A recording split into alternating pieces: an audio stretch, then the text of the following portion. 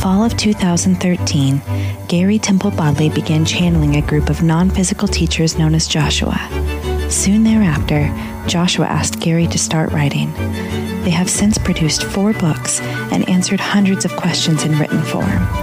In the spring of 2016, on the Law of Attraction cruise, Gary underwent hypnosis and Joshua spoke through him for the first time. Since that time, Gary has been practicing channeling Joshua verbally in live weekly calls with one-on-one students. These Joshua calls are now available to those of you joining us on the leading edge of thought. This is the expansion of the Law of Attraction. This is Joshua Live. We're thrilled you're here. We are thrilled to be here. Welcome back. Yeah. It is the most exciting time of the entire week. Has this been a week?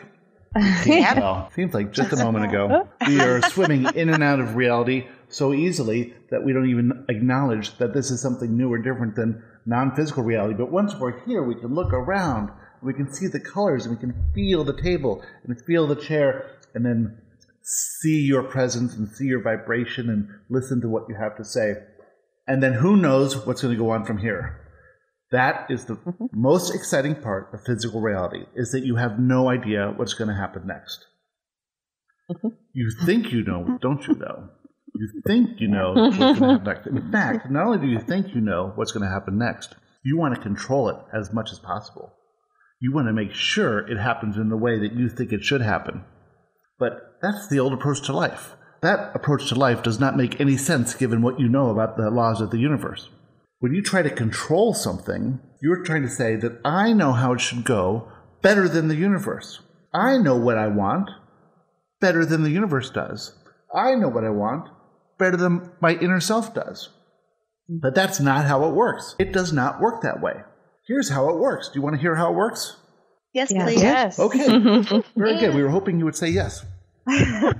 Here's how it works. You birth a desire. You have certain beliefs. You have an approach to life. You have expectations. You have fears. You have all these things going on inside, and that makes up your vibration. And from that vibration, you emit a signal, and the signal is cast out into the universe, and the universe responds to that signal by bringing you everything that you want, and all you have to do is allow it. It's a very simple system, and it's all done with this law called the Law of Attraction. So, what does the Law of Attraction says? It says that whatever you're focused on, it assumes that's what you want, right? So when you focus on something, like something you like, it assumes you want more of that. If you focus on something that you don't like, it assumes you want more of that, because the universe is neutral. And only you make things good or bad. If you focus on what's good, you get more of that. If you focus on what's bad, you get more of that. Therefore, your only work is to learn how to focus on the positive aspects of things that exist in your reality now so that you can get more of those. Now, that's counterintuitive, isn't it? You think that if you don't like something, you need to focus on a way to get rid of that thing, to get it out of your reality, to move to something else, to leave that behind, to cast it off and escape from it. But the more you think about it, the more you hold on to it, and the more you attract of that. It's nice to know that's how it works, isn't it? Mm-hmm. Now you can go forward saying, I'm going to spend all my time noticing the positive aspects of every little thing there is, knowing that the universe will have to bring me more of that. Now, it doesn't have to bring you what you don't want. It has to bring you the things you like about the things you don't want. Does that make any sense? Yes, I like that. Okay. So imagine you like chocolate ice cream. Okay? And imagine you hate mint chocolate chip. Now, in mint chocolate chip is that thing you hate, mint. So instead of getting rid of all the mint and taking out the chocolate bits, you just say, I want chocolate ice cream. Or you could say, I love the chocolate bits in that mint chocolate chip. How is that for a brilliant analogy? I like the coolness, the creaminess, and I like the chocolate bits in the mint chocolate chip. And that's what I'm going to focus on. So that is what we're talking about in the new approach to life. Focusing on everything in a way that makes you feel good. Using a higher perspective to see everything as good. Learning to see that nothing is wrong, but that there are things that you prefer, and just focusing on those things you prefer, rather than looking back at those things you wish were different. Now, old approach to life, you wish things were different. New approach to life, you think everything is perfect as it is. You don't wish anything to be different, and you just look at the little pieces of your life that are good. Keep your focus on what you like. Sounds easy. It is super easy from our perspective. But it might be a little challenging from your perspective. But that's what we're working on right now. Good. So we are happy to talk about anything that you want to talk about. And all we were going to do is share our perspective with you so that you can see it from the higher perspective and realize that everything is working out. So who would like to start? Who has something? Anyone? Okay, I have been wondering about, I guess, indulging, so to speak. My husband and I, so I kind of feel, I talked to Gary, I emailed him already earlier today. I'm like, can I bring up weed, like marijuana? I didn't know, if that was a bad thing or not, but of course nothing's bad. But we want to know about indulging, things like food, drinking, and yes, occasionally we smoke marijuana. Do we often have to deny ourselves these sorts of pleasure in the moment to reach a longer term goal, or when we work on mastering ourselves? In other words, should we be focusing on mastering ourselves versus just letting yourself go and do whatever you want? Is there a higher vibration to conscious control over yourself and instead of just doing everything you want? Think about why you came to physical reality. You came here to experience physical reality. You came here to experience food, sex, experiences, friendship, love, freedom, fear, poverty, all these experiences. The experience of alcohol or marijuana or whatever is not available in the non-physical. It's a physical experience, right? Because it uses the perspective that you have of being physical, and then that perspective is altered through this substance. Now, the only thing we would say about that is, of course, it's not wrong that if you are using it to escape a reality that you do not prefer, then it's never going to be helpful to you. Right? But if you're using it to see your reality from a new perspective, or have fun, or make more fun with more people, or enjoy it because it's a fun thing to do, then of course it's a fun thing to do, right? Right. You wouldn't say that the only time we would ever have sex is to produce offspring, right? Because sex is a fun thing to do, right? Now, are you having sex to have fun, or are you having sex because it's work, or are you having sex because you think you should do it or should not do it, or to get your mind off something else? Even that would be fine too. That's all fine. The thing is to look forward to things that you want rather than things you want to escape from. Okay. So if you're using alcohol to escape from a life that you do not like, then you are not being helped by the alcohol. If you're using any drug to escape from the life you do not like, then you're not being helped by that new perspective. But when you smoke pot, eat a mushroom, do any other kind of thing like that, for the experience of it, well, that perfectly fits with what you intended to do prior to coming here. So do you smoke pot for fun or to escape a bad mood? I don't think I've been working really hard on myself, so I don't think it's a bad mood. Just more like at the end of the night, I kind of want to wind down, and that definitely helps me. So I don't really feel like it's an escape, but maybe it is. Does it? Just going through the day and just long day, and you kind of get to the end, you're like, oh, I just kind of want to chill out and watch something on Netflix and feel amazing. Does it feel good? Yeah. Does it feel good when you're hungry and then you eat? Sometimes. Well, no, yeah, it does. Actually, it does all the time. But then afterward, you're like, maybe not so much. Right. Does it feel good when you're hungry and you eat and then you overeat? No. Right. But I don't do that all the time. I've gotten past eating after it. I've gotten to the point where I'm just going to have a glass of water and just chill. What we're saying is that this system of reality is designed to let you know when you should be doing something, or when something's good for you. So when you're thirsty and you have something to drink, and the desire is created by the thirst, And then the drinking something when you're very thirsty feels good. When you're very hungry, eating something feels good. When you overeat, it doesn't feel good. That's how you know when you've eaten too much or when you should eat, right? Okay. These are signals that are built into the fabric of physical reality. When you smoke pot and it feels good to you, it doesn't feel good to everyone, but if it feels good to you, right, then you know that it is fine for you. If it doesn't feel good to you, then you know that it's just something you don't personally need, right? Right. The same could be true of tequila, right? You might say, I like tequila, and then you might wake up the next day and not feel good. And this is an indication that the amount of tequila that you had is inappropriate for who you are and what you want to do. Now, if you enter into the spiritual growth aspect of it and think that you have to be this pure being, you're missing out on the purpose of life. You could spend 15 hours a day meditating, but why would you do that when you're missing out on this experience that you came for? Right. Right? Now, you wouldn't meditate for 15 hours a day, but people would come here with the intention of being a person that meditates 15 hours a day, and that would be appropriate for them. Okay. That's what we're saying. So everything is individual. There is one good thing that's good for everyone.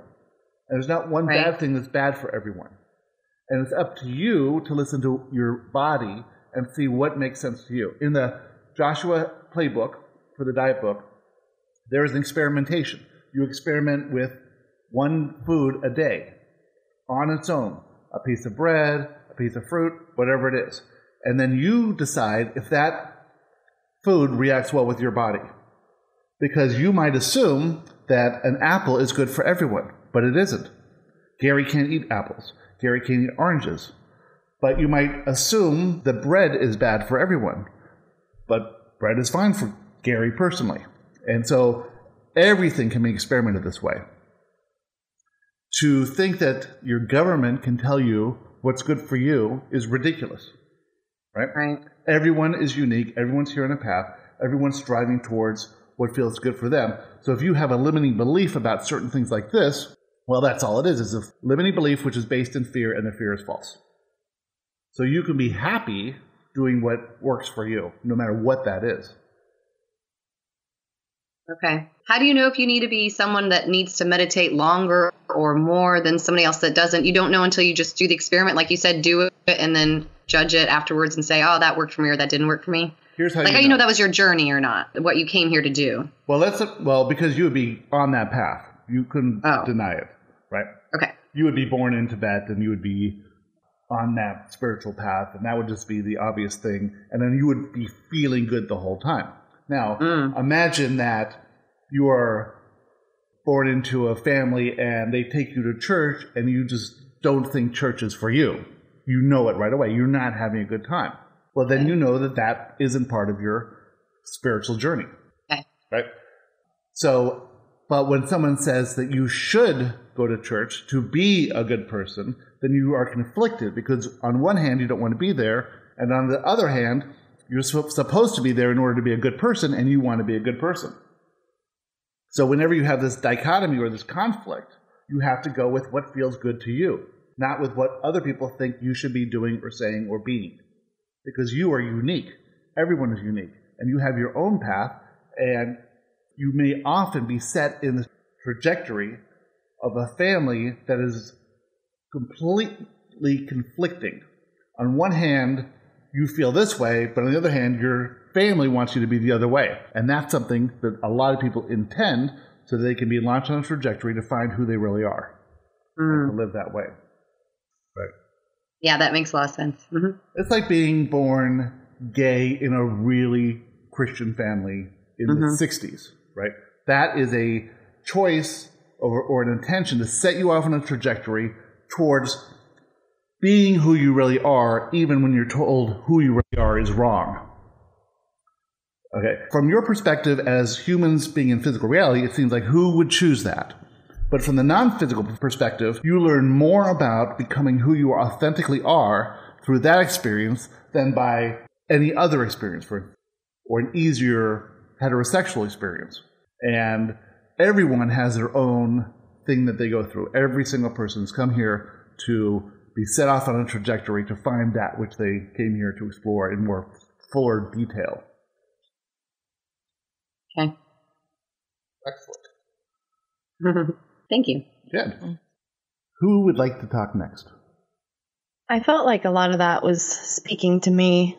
I had on Saturday, I'm so used to feeling good. On Saturday morning, we recorded the roundtable, and I had my kids, and it was near the end of their stay with me, and so I was just tired and in a lower emotional state than usual. And when it ended, I just started crying and ended up reaching out to Astrid, and so we talked, and I thought it was issues with abundance, and then bounced across like 3 other subjects and ended up realizing what I've realized here with you a million times before, that I fear like a loss of love. I fear what's keeping me from stepping into who I really am and embracing it and being it in front of everybody is this fear of being seen as wrong and like losing love. So it's not even necessarily that I care what people will think of me or if they'll judge me, but if collectively I will just be seen as wrong and like, I don't know. So good. And that's why you have the desires that you have and the relationships that you have and the upbringing that you have is all so that you can move through that into who you authentically are and then look back and say, I was living this lie before because of fear. The fear was irrational. I broke through the fear. I became who I authentically am, who I unapologetically am, and now I am living the truth of who I really am. And in doing that, I have overcome those fears. There are new fears to overcome, but I've overcome those fears, put those fears aside, and have stepped into a more authentic version of me, which feels so much better, so much more powerful, and so much more effective, because now you are approaching life from I'm here, the center of my universe, to explore reality in my own way, knowing that the universe will always support me and that these fears I can analyze and get through the false ones, the irrational ones, to move through things, to do what I'm inspired to do. And in doing so, I am becoming more powerful, more authentic, and living the life that I intended to live. Which you can do it in this life or the next life or the next life. It doesn't matter. One of these lives you'll get to be authentic. And maybe you'll get a little bit more authentic this life, a little bit more authentic the next life, or completely authentic this life. Doesn't matter. Right. Well, that feels like really I was just like, when I started talking about this, I just felt heavy, like I was failing at what I'm here to do by not being who I am.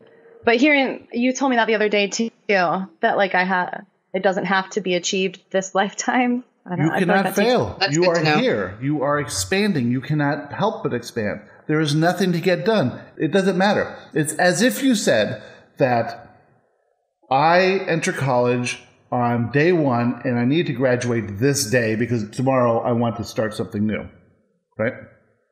You don't need to graduate college this day. You have the next day and the next day and the next month and so on in the next few years. And so on. Mm-hmm. And then you can change your mind at any point and say, listen, I drop out of this stuff and I'm going to try something different. So you can't get it wrong. You're always going to be following what you're interested in, whether you're physical or non-physical. Right? And so you're always moving towards that which you want, whether you're living in this life, living in the non-physical, or living in the next physical life. And it never ends. It's just that from your perspective, you think that there's such a thing as time, such a thing as a beginning and an ending, such a thing as I want to get stuff done in this life. The reason you want to get stuff done in this life is because it would be so much fun and exciting to do stuff in this life, right? Yeah. But whether we talk to 6 million people or 6 people, it's exactly the same amount of satisfaction. It doesn't make any difference. We are being authentically who we are, and who's ever attracted to that is attracted to it. Now, we have nothing to lose, which makes us a little bit more fearless, and we can talk about whatever we want to talk about.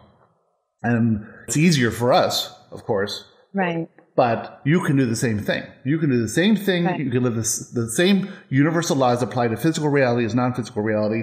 When you're in non-physical, you are completely authentic, who you really are. And when you are in physical, you are a version of that is diminished through fear. We wouldn't say diminished, but maybe limited through fear. Now, some fear is very important. And some fear, most fear, is completely irrational, which means it has no ability to harm you. Okay. Now, from a human perspective, you might say it would be irrational to have a fear to rob a bank, right? Because what could happen? Okay, they could just take you from living in your house to living in a jail, still alive, so big deal. That's an irrational fear. You're not going to die, right?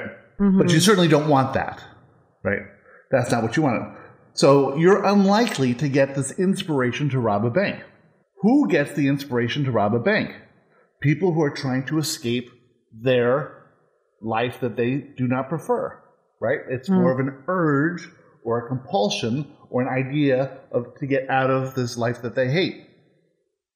From you feeling good, no matter where you are, if you are feeling good, feeling empowered, and you receive an idea, and then you pursue the idea to the first step, and that first step is enjoyable, if time moves quickly, if you are focused fully on it, if you are enjoying it, if you are interacting, if you can see things happening, if you can see yourself meeting people, if things are falling together, you can't help but know that that's right, right?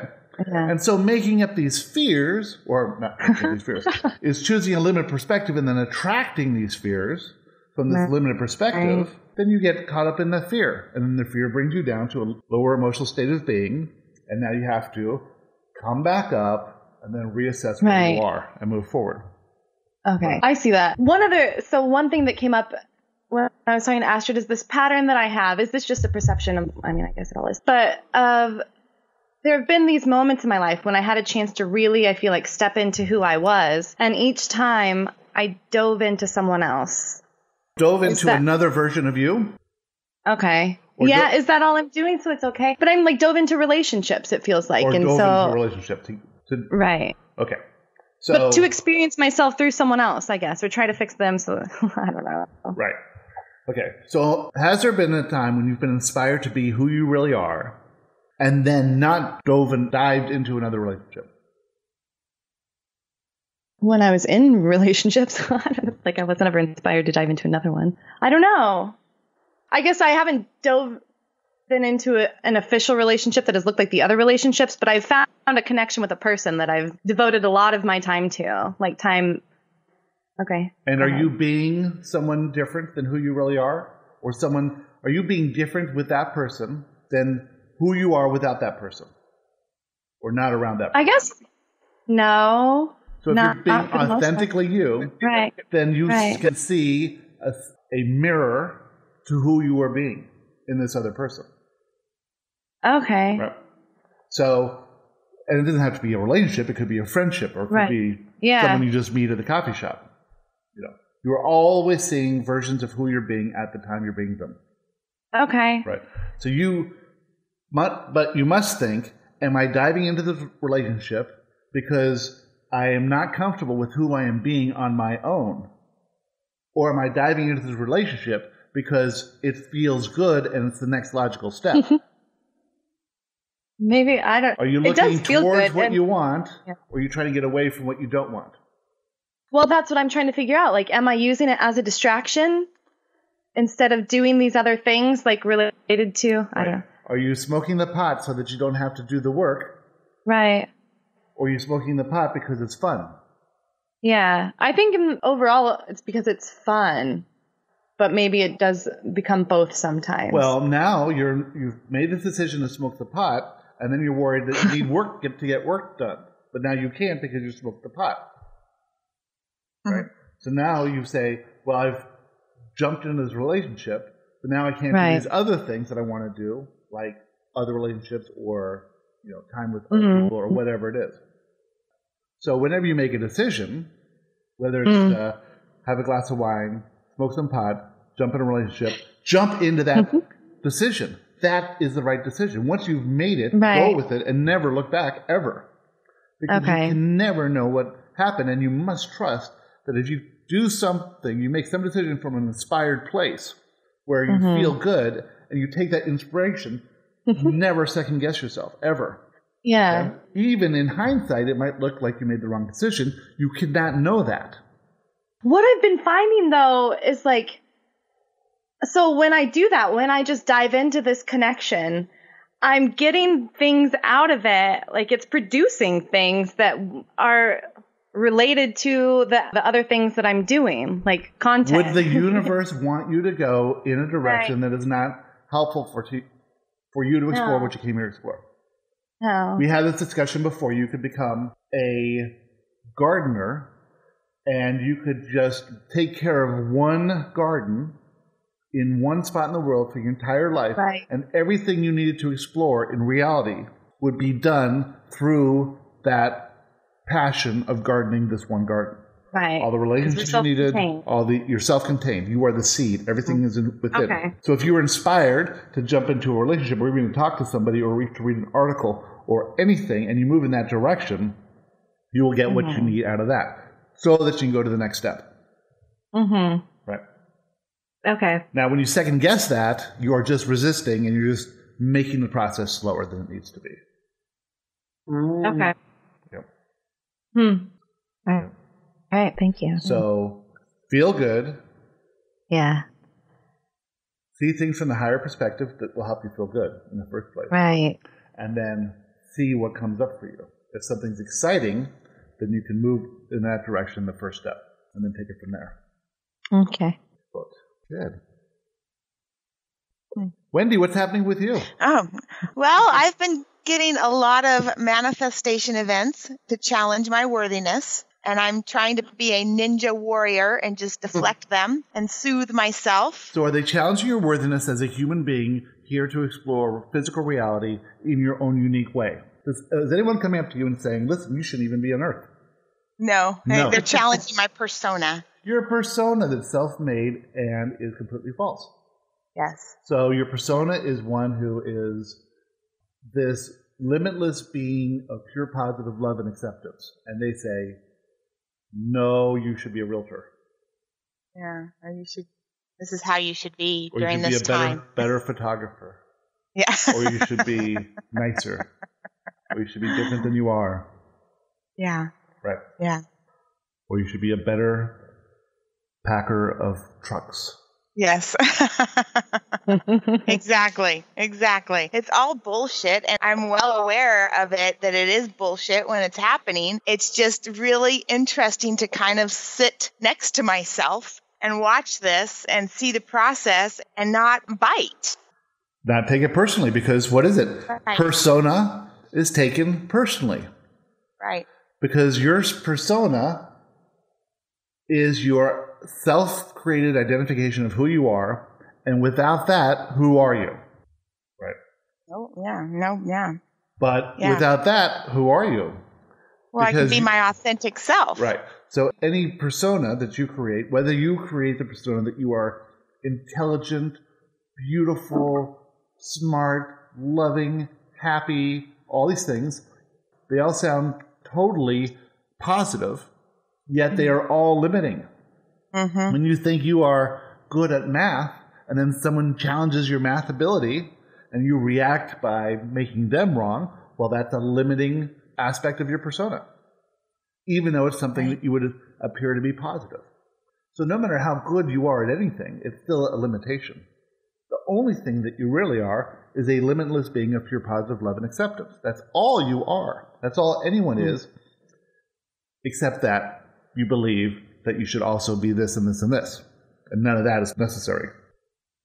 Right. Now, we're not saying that you should be Mother Teresa. We're just saying that just keep this in mind so that you don't, fly off the handle when someone attacks your persona. Just remember, the persona is not me. Nothing's me. My body's not me.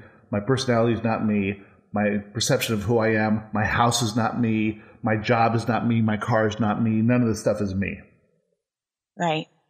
Right. And it's interesting when I don't engage to watch that. It's kind of like that phone call we had. It's like if you don't engage, they kind of just fizzle away. There can't be conflict unless both people are at each other's necks. Right. Right. And I no longer need conflict. No, but there is no need for conflict, because all conflict is doing is trying to prove that you are right and prove the other person wrong. But if you don't need to be right, then there can't be any conflict. Exactly. Right. So when there is no conflict, then it just has to fizzle away. Now, you might think that you're being taken advantage of, right? If you don't fight and stand up for yourself, that person's just going to continually say things that will bring a rise out of you. But that's not how it works. Someone can only say something to bring a rise out of you if you feel insecure in that area. And if you feel insecure in that area, in order for you to get what you want, you have to move out of that insecurity. And the way you move out of that insecurity is by going through these manifestation events. That's the whole purpose of someone saying something to you, is so that you can realize that you feel negative emotion. Therefore, you're not holding the perspective that your inner self has on the same subject. Therefore, you can't move to the vibration of the thing you want. Right. Yeah. Right. It's hard to think of that in the time. Yes. It's happening. Yes. Right? But still, you can think of it the next day, and then you can bring yourself back. I'm catching myself a lot quicker, too. Like when it starts to happen, I just take a deep breath and kind of step back from it and remind myself I'm a limitless being of pure positive love and acceptance. I came here to love and accept, and I try to just look at them with love and acceptance no matter what's coming out of their mouth. And the only reason it's coming out of their mouth is because they feel fear. Right. And now, recognize their fears. Right. So you can recognize that they feel some fear, so they have this impulse to change you so that they can feel better about themselves. Right? Right. Now, if there was no fear on their part, then there would be no reason for them to say anything. Right. And I guess my thing is realizing it's not my responsibility to make them feel better about themselves. Right. But you can reduce their fear. Okay. So can you give us an example of something that happened that physically actually happened that we can walk through it and see every step of the way? Okay. My son and daughter-in-law's condo. I sold it. Sold it in 3 days. So I was pretty excited about that. And we got a pretty good price. And her mom's husband said, "Oh, well, you should have listed it for $549." And at first it was like, what the fuck? Seriously? Are you kidding me? And then I was just like, deep breath. That's just his fear. He needs to feel important. He needs to feel like he has a say in all of this when he doesn't. And he needs to just be a part. He's trying to insert himself into a situation where he does not feel. So what is his fear? That he, I don't know. I guess his fear is that people will think he doesn't know real estate or that he should have said something ahead of time, or that he should have, that he should have known that it could have sold for more, or that people might think that he should have said something, or that he might think that he should have been the caretaker of the family, right? And make sure that the price was the highest. And that so you can, to alleviate his fear, what did you do? Well, this was just being relayed to me through my daughter-in-law, so I didn't have to deal with his fear. I alleviated her fear by reminding her of the market and the comps that we reviewed together and how we were hoping to get over this amount, and we got over this amount. How exciting is that? Think what you can do with all this extra money, and I went down that road. Right. And did that alleviate her fear? Yes. Good. And you could also say that you have a choice here. We cannot accept this offer if you don't want to, if you don't think it's high enough. Or maybe we can hope that now that we've accepted this offer, maybe it'll fall through, and then maybe we can put it back on the market again. And then that'll bring up another fear that, no, we don't want this to fall through. Let's keep going. And so then it will dissolve the conflict as well.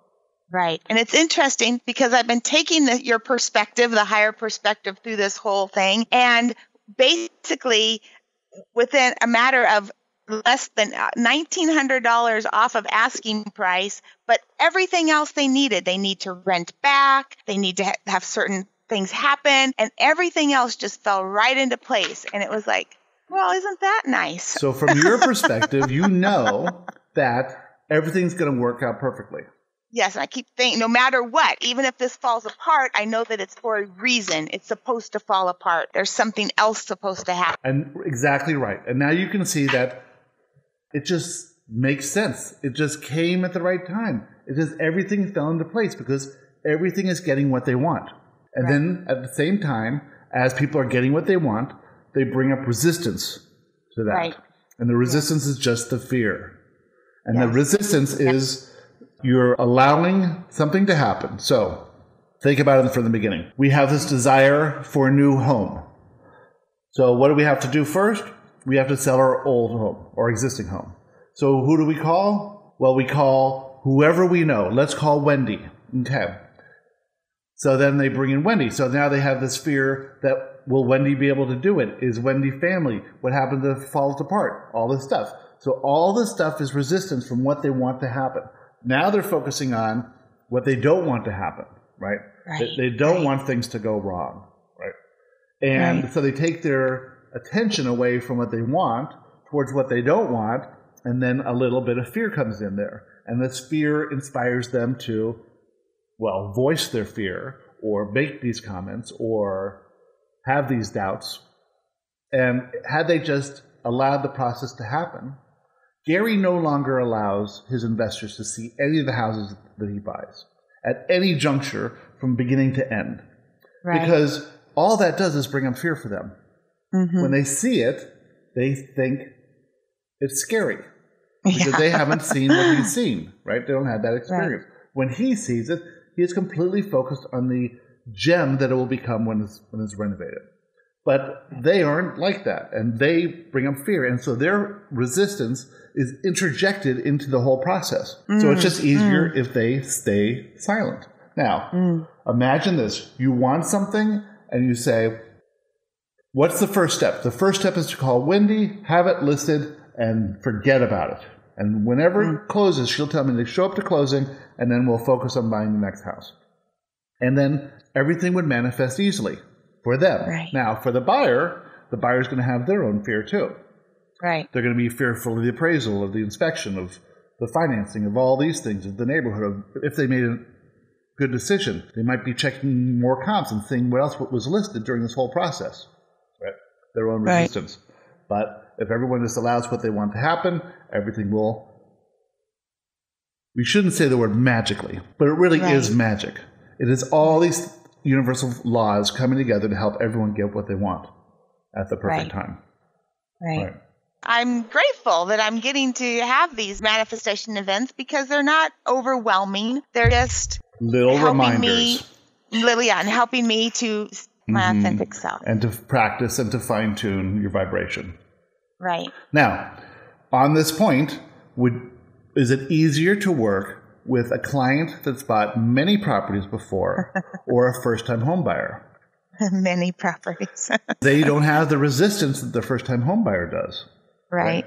They are understanding the process. They don't have the fear. They know what they want. They can better navigate it. They've been through the process before. So that just shows you what practice does. Practice helps you align your vibration to what is wanted. So the more you do something and the more confidence you build, the less fear you have. Yes. I was kind of overwhelmed with this whole thing, and now I'm looking at it from appreciation of how nice that I get this opportunity to not only help them, but to grow myself through all these little manifestation events. Right. So something in this was for you, even if there was no money. Exactly. Right? Much more. Worth much more. Right. Yeah. Now, one thing that Gary would do if he were you is he would expect to be appreciated. Because he wants appreciation, right, to be revealed to him from his conditions rather than to feel appreciated and then to let the conditions show how he feels. So in his case, people would not appreciate him. They wouldn't thank him at all. They would just notice what went wrong. Right. So he has to work on that appreciation process is what he's doing right now. Mm-hmm. Yeah. Excellent. Well, that was a fun example. 6 million out there are applauding right now. Stay tuned. Tomorrow's another day. Let's make sure the engineer inserts an applause track there. Noted. Excellent. Kate, how are you? I'm good. So there's very good stuff. Thank you, Wendy. That was great. I really appreciated your feedback on meditation and its use, because I've been doing it for years, but I think for the first time I actually understood that, for me, this is how I understood it. It helps me to learn to focus my mind, which is what this is all about, really. Looking at the good, looking at what I want, redirecting my thoughts. Realizing and I'd never actually heard that. Realizing that fear attracts thoughts of fear, or attracts thoughts to get you out of fear. Realizing that when you feel good, you attract thoughts that feel good. Realizing that to focus is to allow the thoughts that are aligned with what you want to enter, and to ignore the thoughts that are not aligned with that. And to realize that the practice of meditation is only effective when it feels good. It does take practice, and it will feel better and better and better. But the reason that you meditate for 5 minutes or 10 minutes or 15 minutes is because you enjoy it. Not to accomplish something. Not to, before playing poker, Gary will listen to the abundance meditation thinking that he's going to attract abundance by winning the tournament. So he has an ulterior motive for listening to that specific meditation. And then we reminded him that that is not how it works. Okay. While it is nice to get your vibration in tune with what you want, you don't do a meditation for a specific purpose. You do a meditation to feel good and to focus your thoughts. And whether that takes 5 minutes, 10 minutes, 15 minutes, or 20 minutes, it doesn't matter as long as it feels good to you during that duration. So this morning I was doing my meditation, dragging myself out of bed to do my meditation. And I had been intending, and this came from the Friends of Joshua page, where this woman, I can't remember her name, I'm sorry, but said that she had come into contact with a Joshua group person who is about abundance, called Charmaine, something like that. And I'd been listening to you saying everyone can do this channeling, and she had come up on the page. So I said, okay, I intend to meet a guide, see a guide, something. And a book. I'd come upon a book this weekend in my Kindle library, which I must have had for years, but I've never opened it. So I started reading it this weekend. And then I was meditating this morning and just taking my mind a bit higher into more light. And then this woman appeared in my vision, and then she disappeared. And I was like, oh, that was fun. Ooh.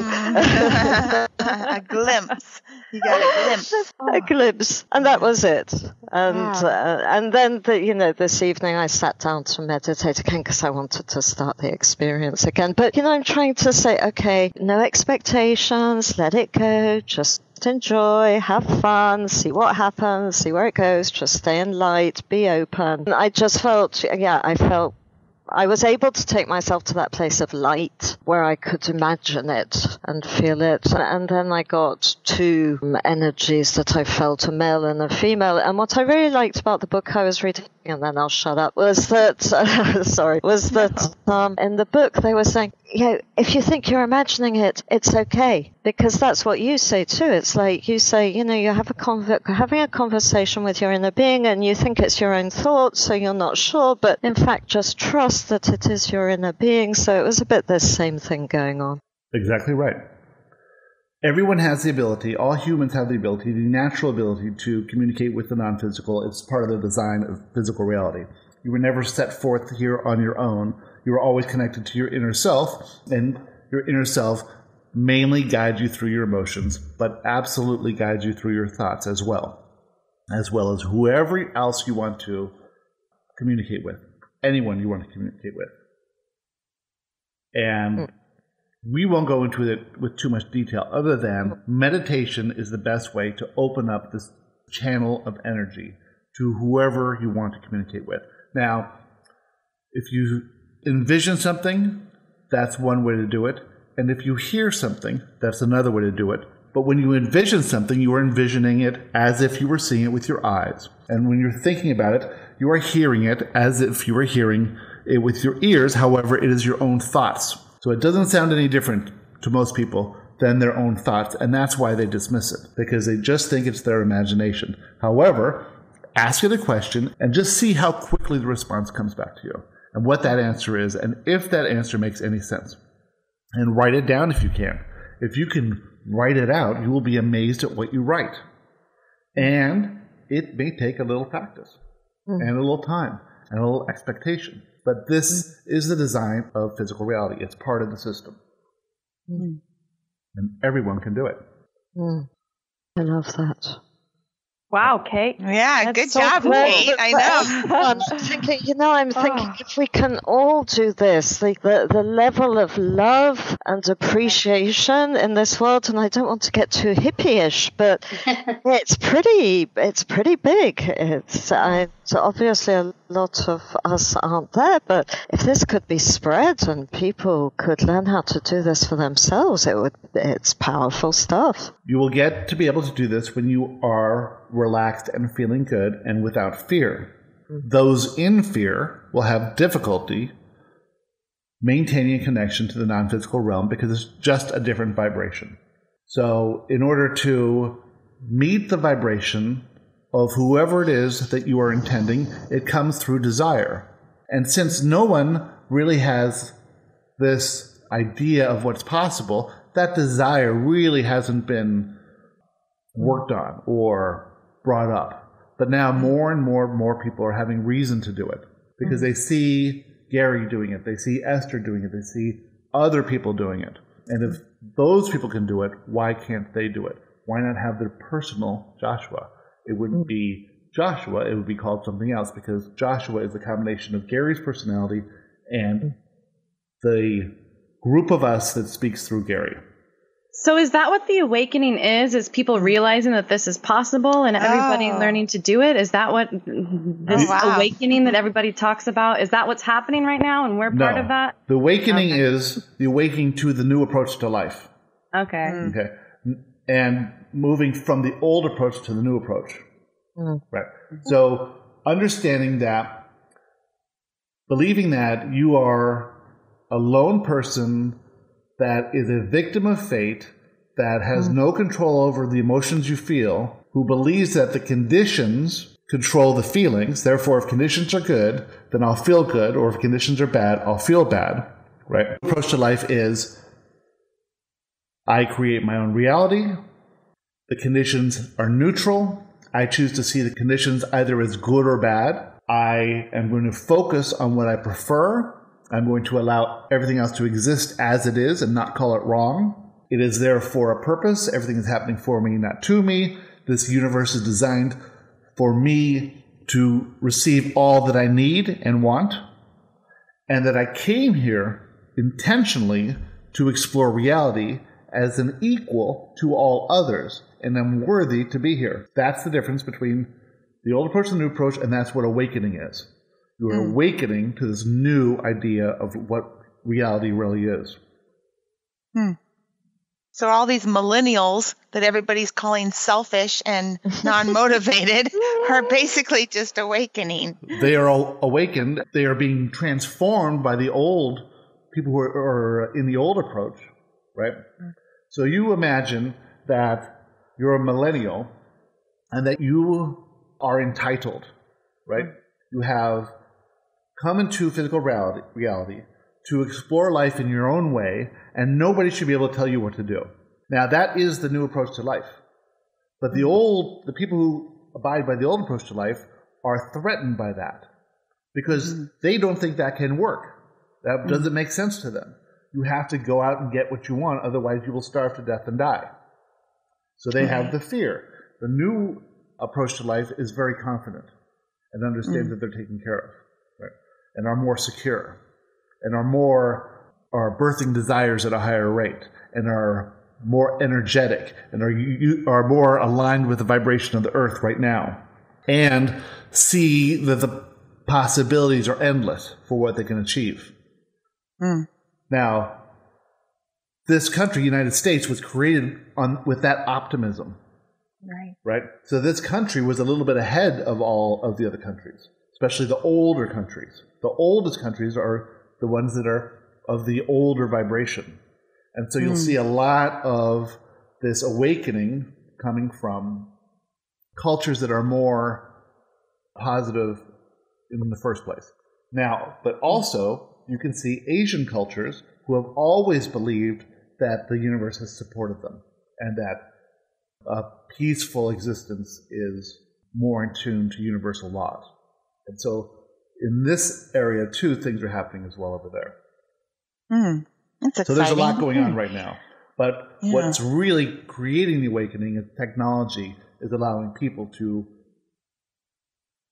attract. Communicate. Yeah, that what they want. Communicate new ideas, communicate new thoughts, see how other people are living, seeing how other approaches to life are working or not working, choose what they want to, understand whatever the truth of what they want to. And there is a lot of, we will say, noise in that mix, but that noise will slowly disappear as people are moving from the fear-based approach to life to the love-based approach to life. They're moving from fear to love. And as they cross that line, they will attract things like this. That feels so good. Yes, wouldn't it be nice if it happened quicker? Yeah. Yeah, I was going to say, what's the time frame on that? Yeah. We are just kidding. It's happening at the Because there is perfect no timing. time. It's happening at the perfect timing. And those of you who are aligned are more powerful than the million who are living the old approach to life. So those of you who are brave enough to be part of a show like this, or to be in this group of people that are like-minded, and even to talk to or talk in a way to other people who aren't quite there yet, and to share your stories of how you are, how the new approach to life is improving your quality of life and your experience of life. You are breaking new ground. You're blazing new trails, and it is very exciting. Yes. Excellent. Yeah. Astrid, how are you? I'm okay. I'm good. I have to say, though, listening to everyone else, I'm so grateful that I don't have these big manifestation events creating negative feelings right now.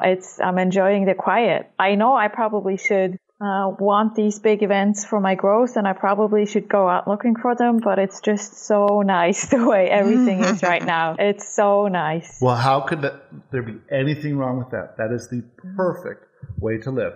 And as soon as you birth a desire, you will go forth and encounter manifestations of events that will bring out your limiting beliefs, and then you can get to work on those at the time. But until then, until you have that desire, there's no need to do anything. Except enjoy how you feel. Enjoy being part of this group, and enjoy the things that you're engaged in that are fun. Okay, good. Excellent. Well, we wish you had more problems, but Alette, how are you?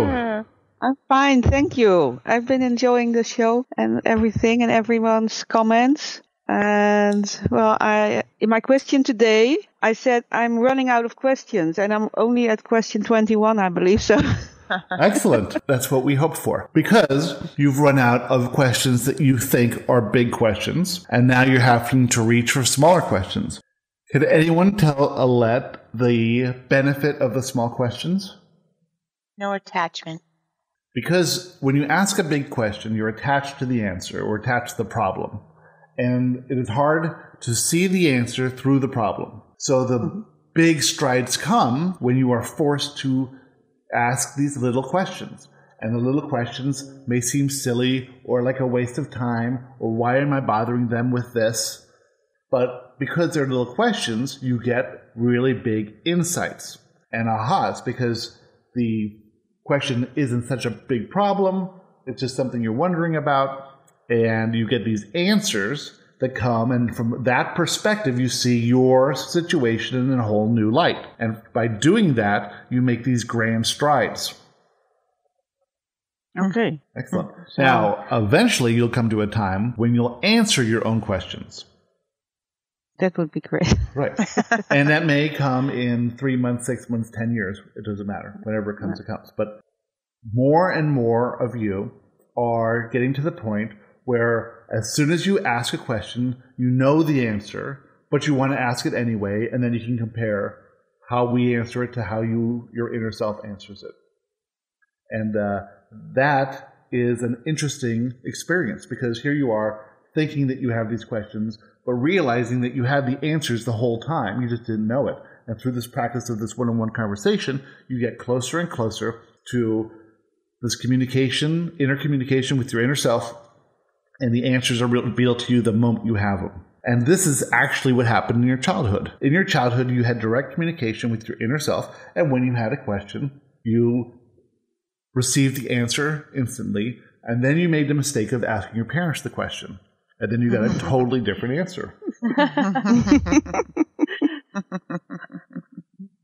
I have a 3-year-old niece, and she really is her authentic self. And yeah, I'm trying to see it in her, because now I know how it works, and I noticed that she gets in trouble with my brother. for she wants to do what she wants to do, and he says no. Now we're going to eat, and you have to eat. No, I want my princess dress on first. My princess dress, and and then she thinks that's very logical, and my brother thinks no. First we're going to eat, and then. Well, imagine coming from the non-physical reality, where you get to do whatever you want to do when you want to do it. So in the non-physical, you always wear your princess dress before you eat. It makes sense. You always do whatever you want to do whenever you want to do it. That's just how it is. In the non-physical, we always do whatever we want to do whenever we want to do it. And then we watch you people, and you never do what you want to do when you want to do it. You're always being told you shouldn't be doing what you want to do.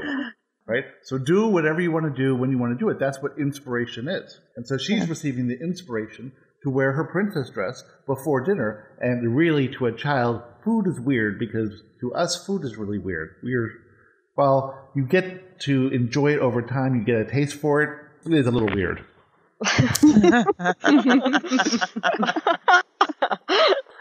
We should all bring our princess dresses on the cruise. Don't think Gary has one.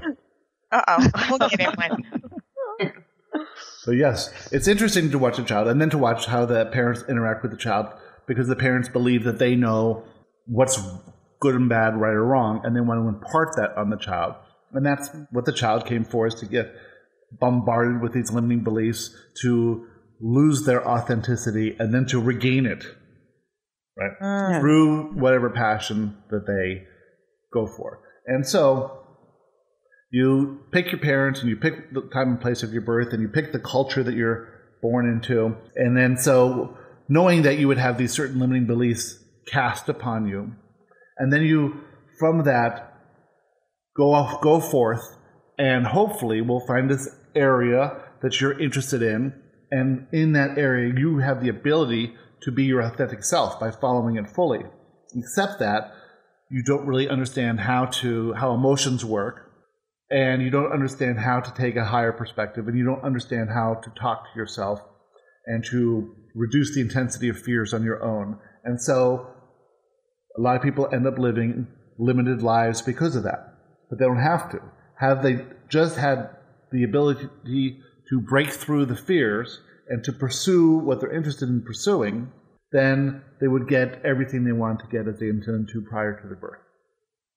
So it's just a matter of fear. Now, so you witness your niece being her authentic self, and then you're going to witness her being less and less authentic as she ages and adopting more and more limiting beliefs. But that's what she intended. So there's no place for you to say that the parents are being wrong or things are going wrong, because everything's going right. However, what you can do is, in those times you're alone with her and her parents are out of earshot, is you can explain how the system really works. Now, if you explain how the system works while the parents are around, you'll be invited over for dinner a lot less often. Unless it's my kid. Then Right.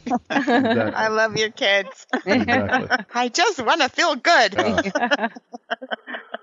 Good. And how is everything else going in Rotterdam? Fine. Everything's fine in Rotterdam. Even the weather is okay today. Excellent. Oh, Good. thank you. Good. All right, well, think of some more silly little questions. Yes, I will. And whatever comes to your mind, those are the questions to ask. So don't censor any of them. Just let them come as they come. Okay. So, I will. good. Julie, have you thought of any new questions? Oh, well, I hate to always talk about my kids, but I'm in the thick of it. We love to talk about your kids. Okay. Your kids are our favorite subject.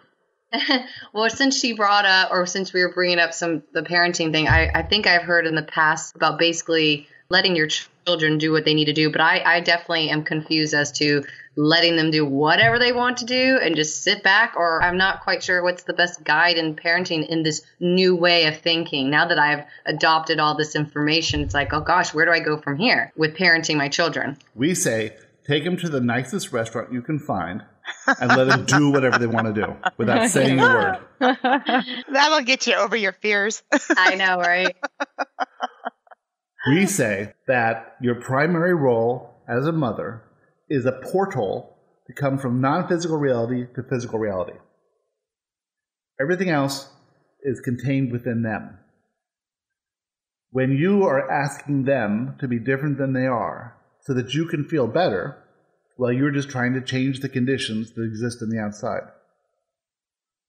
But if you can allow them to be who they are as often as possible, be it 5 minutes a day, if that's as often as possible, then that is the best that you can do. So there is no possible way that you can go wrong as a parent. But realize that everything is working out for them, that they have their own inner guidance system, that you can influence them, but you cannot create in their reality. That you have this fear of loss, this tremendous fear of loss, which causes you to want to protect them. And in that feeling of them doing something that you think is wrong, you are given urges and compulsions to change their behavior so that you can feel better. Not about them, it's always about you. So when you react to them in a way that changes their behavior, you are not helping them do anything other than change their behavior so that you can feel good. You are not causing them to be good citizens. You are not enabling them to follow their own inspiration. You are not allowing them to have their own emotions.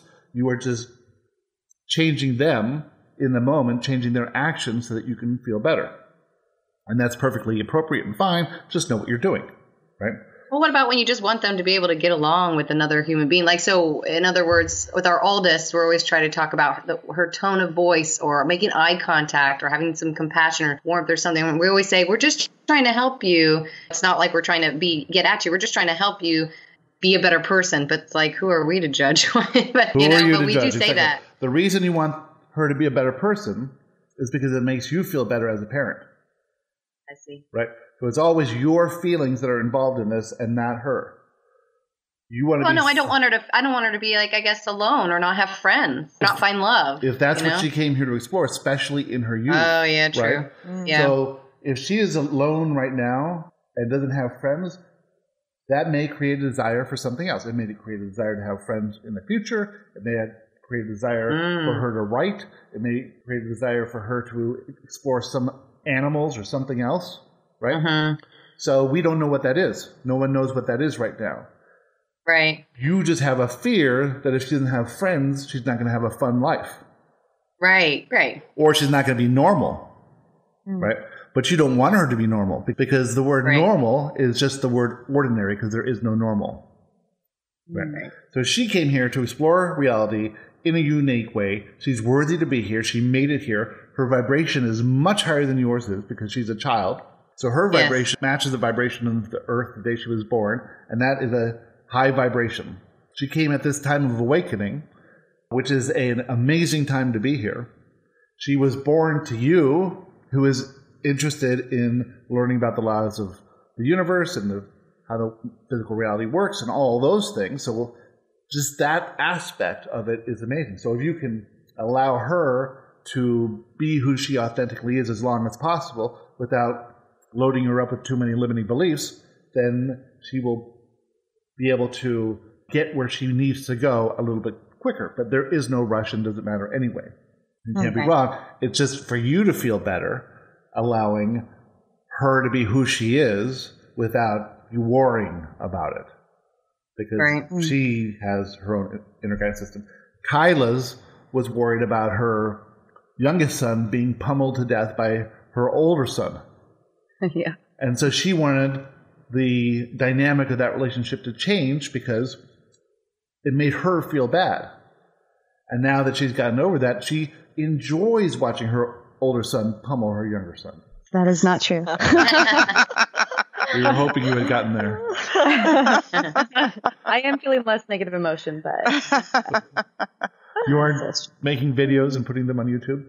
You should. Set to music? Yeah. No, Yeah. not yet. So as a parent, you are actually the child. So think of yourself as the child, and that your children are the parents. And they're here to teach you. And they chose you. And everything you've done has been set up for them. Just like how you might feel now about your parents being the children. Right? And that's just how it works. That's the generation gap is a vibrational gap. Yeah. But everything will work out for her perfectly, and the fewer limiting beliefs she has along the way, the fewer she'll have to get over as she gets older. But she will be closer to finding her passion in life, because all this process of childhood is a process of creating these desires that will launch her towards that which she came here to explore. Okay. Yeah, very good. Good stuff. Good stuff. All right, then. Well, does anyone have anything else? Feeling pretty complete right now. Excellent. Well, it has been our thrill and our joy to be here with you.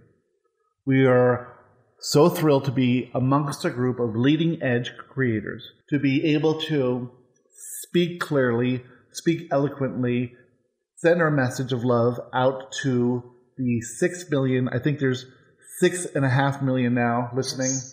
Nice. Still mostly non-physical. We're working on that. And as we go forth with the help of you, we will together spread this message of awakening to a new approach to life that is in harmony with universal forces. And with that, we are complete. Oh, thank you. Thank you. so much. Thank you. Thank you for joining us for this episode of Joshua Live. If you have a question you would like Joshua to answer on the show, send us a message on Facebook at www.facebook.com/teachingsofjoshua. As always, remember that you are loved more than you can imagine by more than you could ever count. We'll see you next time.